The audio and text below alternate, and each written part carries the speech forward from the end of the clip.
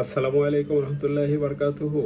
আমি bar council exam ডক্টরের পক্ষ থেকে অ্যাডভোকেট মোহাম্মদ সামুদুল ইসলাম আবার এসেছি আপনাদেরকে দুটো দি কোড অফ সিভিল প্রসিডিউর থেকে কিছু আলোচনা করার জন্য।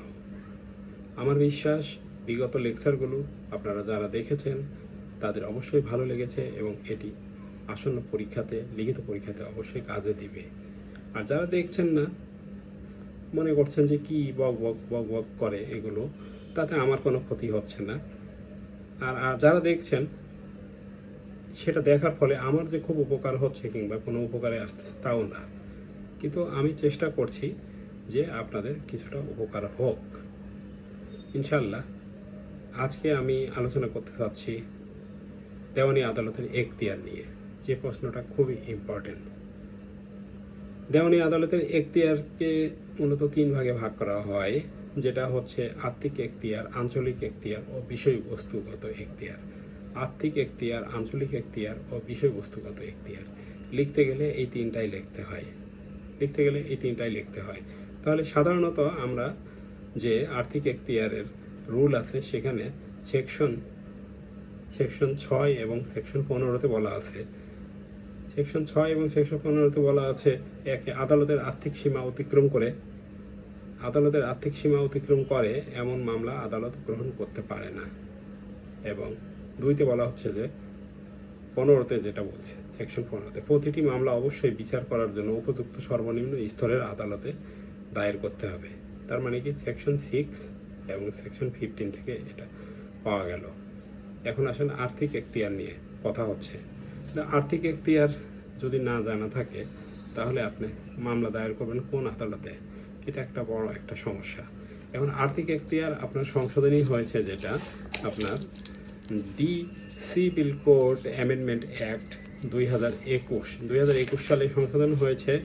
দি সিভিল কোড অ্যাক্ট 1887, এটা অনেকেই জানেন যে দি সিভিল কোড অ্যাক্ট 1887 অনুসারে এই যে পিকুনিয়ারি জুরিসডিকশন আছে এটা নির্ধারিত হয়।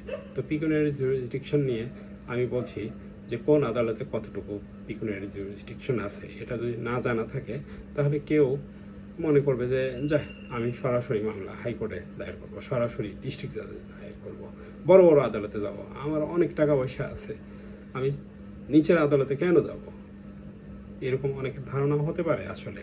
কিন্তু এখানে কিছু জুরিসডিকশন অবশ্যই আছে, যেখানে দেখেন আপনার দ্য সিভিল জাজ কোর্ট, এখানে আপনার আগে নাম কি ছিল, এটা আগে নাম ছিল অ্যাসিস্ট্যান্ট জাজ কোর্ট। এটাও অ্যামেন্ডমেন্ট হয়েছে 2 নভেম্বর 2025 সালে। এখানে বলা হয়েছে যে ম্যাক্সিমাম ভ্যালু হবে 15 লাখ, মানে 15 লাখ পর্যন্ত এর এখতিয়ার আছে, আর্থিক এখতিয়ার আছে 15 লাখ মতো বিষয়বস্তুর মূল্য। এবং 2 নম্বরে বলা হচ্ছে যে সিনিয়র সিভিল জাজ কোর্ট, যেটা পূর্বে নাম ছিল হচ্ছে সিনিয়র অ্যাসিস্ট্যান্ট জাজ কোর্ট। এটাও সংশোধন হয়েছে 2 নভেম্বর 2025 গেজেটের মাধ্যমে, যেখানে আপনার 15 লাখ টাকার উপর থেকে শুরু করে 25 লাখ টাকা পর্যন্ত আর্থিক এখতিয়ার আছে এই আদালতের। এবং 3 বলা হচ্ছে জয়েন্ট ডিস্ট্রিক্ট জাজ, এটাও অ্যামেন্ডমেন্ট হয়েছে জয়েন্ট ডিস্ট্রিক্ট জাজ কোর্ট, এটাও 2 নভেম্বর 2025 সালে অ্যামেন্ডমেন্ট হয়েছে। তার আগে নাম ছিল সাবঅর্ডিনেট জাজ। এখানে এখতিয়ার হচ্ছে 25 লাখের উপর থেকে শুরু করে 5 crore, অর্থাৎ 25 লাখ টাকার উপর থেকে শুরু করে 5 কোটি পর্যন্ত। এইটা গেল আপনার জুরিসডিকশন, এখানে নাম সংশোধনী সহ। এখন অ্যাপিলেট জুরিসডিকশন আছে আবার এখানে। অ্যাপিলেট জুরিসডিকশনে গেলে পরে দেখা যাচ্ছে যে আপনার ডিস্ট্রিক্ট জাজে আপনি কত টাকা পর্যন্ত আপিল করতে পারবেন, 5 কোটি টাকা পর্যন্ত ম্যাক্সিমাম ডিস্ট্রিক্ট জাজে আপিল করা যাবে। 5 কোটি টাকার উপরে হলে তখন হাইকোর্টে আপিল করতে হবে। এটা গেল আপনার এই আর্থিক এখতিয়ারের পরে আসেন আপনার আঞ্চলিক এখতিয়ার বলতে এখানে আলোচনা করা হচ্ছে 16 থেকে 20 ধারা পর্যন্ত আপনার আঞ্চলিক এখতিয়ার বলা আছে। 16তে বলা হচ্ছে যে বিষয়বস্তু যেখানে অবস্থিত সেখানে মামলা করতে হবে। 16 ধারার কথা। 17 ধারার কথা হচ্ছে যে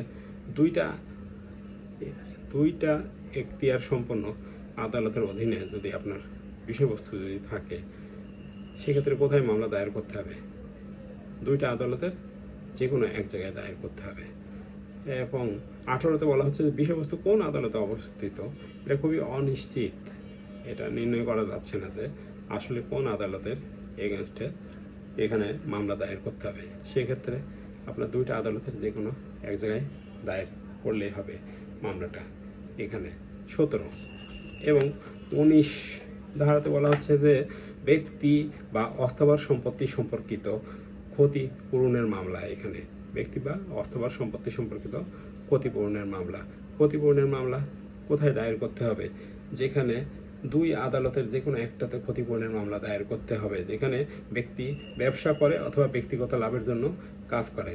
বসবাস করলে বা ব্যবসা করলে অথবা ব্যক্তিগত লাভের জন্য কাজ করলে যেখানে বসবাস করে, ব্যবসা করে অথবা লাভজনক কাজ করে তার ইচ্ছা অনুসারে যে কোনো একটিতে ক্ষতিপূরণের মামলা করতে পারে। উদাহরণ হিসেবে বলা যেতে পারে যে ক চট্টগ্রামে বসবাস করে এবং সে খকে ঢাকায় মারধর করে।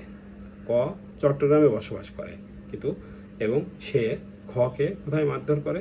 ঢাকায় মারধর করে। খ ঢাকায় অথবা চট্টগ্রামে ক এর বিরুদ্ধে মামলা করতে পারবে, যেখানে বসবাস করে আর ব্যবসা পরিচালনা করে। আরেকটা উদাহরণ দেখেন, ক চট্টগ্রামে বসবাস করে এবং ঢাকায় খ সম্পর্কে মানহানিকর বিবৃতি প্রকাশ করে। ক ঢাকায় অথবা চট্টগ্রামে ক এর বিরুদ্ধে মামলা করতে পারবে। এটা অস্থাবর সম্পত্তি সম্পর্কিত ক্ষতিপূরণ এখানে 19 ধারাতে। আর 20 ধারা বলা হচ্ছে যেখানে 16 থেকে আপনার 19 ধারা আর ভিতরে পড়ে না, সেক্ষেত্রে 20 ধারা। 20 ধারা হচ্ছে 16 থেকে 19 ধারাতে যে এখতিয়ারগুলো নিয়ে আলোচনা করা হয়েছে তার বাইরে গেলেই সেটা 20 ধারার ভিতরে পড়ে। যে স্থানে বিবাদী বসবাস করে বা নালিশের কারণ উদ্ভব হয়, এর বিবাদী যে স্থানে বসবাস করে বা নালিশের কারণ উদ্ভব হয় সে স্থানে অন্যান্য মামলা দায়ের করতে হবে। সেই স্থানে অন্যান্য মামলা দায়ের করতে হবে। বিবাদী অথবা একাধিক বিবাদী থাকলে তাদের প্রত্যেকে মামলা শুরু হওয়ার সময় প্রকৃত পক্ষে অথবা স্বেচ্ছায় বসবাস করে বা ব্যবসা বাণিজ্য চালায় বা ব্যক্তিগতভাবে লাভের জন্য কাজ করে। এরকম কথা বলা হচ্ছে যে কোনো ব্যক্তির এক স্থানে স্থায়ী বাসস্থান, অন্য স্থানে অস্থায়ী বাসস্থান থাকলে তার অস্থায়ী বাসস্থানের এলাকায় কোনো মামলার কারণ উদ্ভব হলে তিনি উভয় স্থানে বসবাস করে বলে গণ্য হবে। এগুলো স্পষ্ট করে বলে দেওয়া আছে। আপনার দেখেন উদাহরণ একটা পড়ি। ক ঢাকার একজন ব্যবসায়ী, খ চট্টগ্রামে বাসায়। ক ঢাকার একজন ব্যবসায়ী খ চট্টগ্রামে ব্যবসা চালায়। খ তার প্রতিনিধি দ্বারা ঢাকাতে ক এর মালামাল খরিদ করে এবং বাংলাদেশ বিমানে অর্পণ করার জন্য ককে অনুরোধ করে। ক তদনুসারে মালগুলো ঢাকায় অর্পণ করে।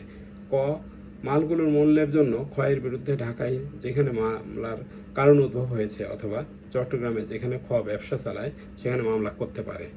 তার মানে বোঝা গেল এখানে যে স্পষ্ট যে বলা আছে যে কোনো স্থানে করতে পারে, যেখানে ব্যবসা বাণিজ্য করে অথবা বসবাস করে উভয় স্থানে। অস্থায়ী বাস করলেও সেটা গ্রহণযোগ্য হবে। এই ক্ষেত্রে ক্ষতিপূরণমূলক মামলা সম্পর্কে বলা হচ্ছে কোথায়? 19 ধারাতে, ব্যক্তি বা অস্থাবর সম্পত্তির প্রতি অনিষ্টের জন্য ক্ষতিপূরণের মামলা। আর 20 ধারায় বলা হচ্ছে যেখানে বিবাদী বসবাস করে বা নালিশের কারণ উদ্ভব হয় সেই স্থানে অন্যান্য মামলা দায়ের করতে হবে। সেই স্থানে অন্যান্য মামলা দায়ের করতে হবে। এখানে 19 ধারা আর 20 ধারার ভিতরে কিছু পার্থক্য আছে যেটা আপনারা পড়তে থাকলে বলে উদাহরণগুলো ক্লিয়ার হবে এখানে। এবং 19 ধারা এবং 20 ধারা থেকে বেশ কিছু উদাহরণ আসে আপনার লিখিত পরীক্ষায়, এটা খুবই ইম্পর্টেন্ট। তাহলে এখানে আপনার সাবজেক্ট ম্যাটার যেটা বলা হচ্ছে যে বিষয়বস্তুগত এখতিয়ার। বিষয়বস্তুগত এখতিয়ার যেখানে বলা হচ্ছে যে আপনার দেওয়ানি মামলার যে এখতিয়ার দেওয়া আছে সেই ক্ষেত্রে সে যতটুকু এখতিয়ার দেওয়া আছে যে বিষয়ের মামলা সে নিতে পারবে, আপনার 9 ধারা অনুসারে বলা আছে যে দেওয়ানি বিকৃতির মামলাগুলো সে নিতে পারবে। কিন্তু যেগুলোর তার এখতিয়ার নেয়, যেমন শ্রম আইনের মামলাগুলো নেওয়ার জন্য পারিবারিক আইন আলাদা, সেগুলো মামলাগুলো দেওয়ানি আদালত নিতে পারবে না। কিন্তু দেওয়ানি আদালতের যে এখতিয়ার দেওয়া আছে বিষয়বস্তুগত এখতিয়ার, সেই মামলাগুলোই কেবলমাত্র নিতে পারবে। আশা করি আপনাদের এই বিষয়গুলো মোটামুটি দেওয়ানি আদালতের এখতিয়ার কি এটা ক্লিয়ার হলো। আরও ভালো করে পড়তে হবে আপনাদের। এখানে আপনার আবার একটু বলি, আপনার যে দি সিভিল কোড অ্যাক্ট 1887 এইটা আপনার যেটা অ্যামেন্ডমেন্ট হয়েছে, সেখানে সিভিল জাজ কোর্ট নাম হয়েছে, আগে নাম ছিল অ্যাসিস্ট্যান্ট জাজ কোর্ট। তারপর সিনিয়র সিভিল জাজ কোর্ট, সিভিল জাজ কোর্ট, এটা আগে নাম ছিল সিনিয়র অ্যাসিস্ট্যান্ট জাজ কোর্ট। আর জয়েন্ট ডিস্ট্রিক্ট জাজ কোর্ট, এটার নাম আগে ছিল সাবঅর্ডিনেট জাজ কোর্ট। এটা কবে সংশোধিত হয়েছে? 2রা নভেম্বর 2025। এটা ভালো করে পড়তে হবে। আর মামলা বিভিন্ন রকম উদাহরণ আসতে পারে, প্রবলেমেটিক আসতে পারে এইভাবে যে বিষয়বস্তুর মূল্য দেওয়া আছে, কিংবা মুসাবিদা লিখতে গেলেও বিষয়বস্তুর মূল্যগুলো বিবেচনা করে কোন আদালতে মামলা দায়ের করতে হবে সেইভাবে মুসাবিদাগুলো লিখতে হয়। এই জন্য বিষয়বস্তুগত এখতিয়ারগুলো অবশ্যই জানতে হবে। তো অসংখ্য ধন্যবাদ, আপনারা ভালো থাকবেন, শুভরাত্রি।